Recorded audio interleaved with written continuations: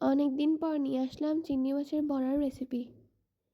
আশা করি আপনাদের এই রেসিপিটি ভালো লাগবে।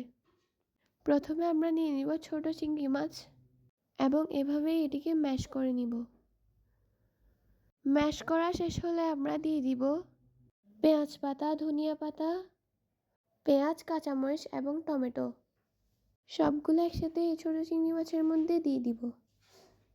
এখন আমি এটিতে দিয়ে দিব লেবুর রস এবং এখন দিয়ে দিব স্বাদ মতো লবণ।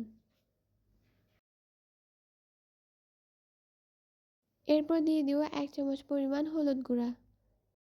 এখন দিয়ে দিব ভাজা জিরার গুঁড়া।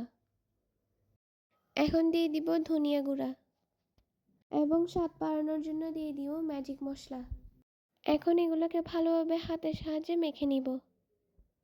দিয়ে দিব 2 কাপ পরিমাণ চালের গুঁড়া এবং মেখে নিব। আপনারা আমার মতো এরকম গোল গোল শেপ দিয়ে নেবেন এবং একটি ফ্রাই প্যানে তেল গরম করে এগুলোকে তেলের ছেড়ে দিব। ভালোভাবে উল্টিয়ে পাল্টিয়ে ফ্রাই করার পর হয়ে যাবে আমাদের চিংড়ি মাছের বড়ার রেসিপি। আশা করি আপনাদের এই রেসিপিটি ভালো লেগেছে।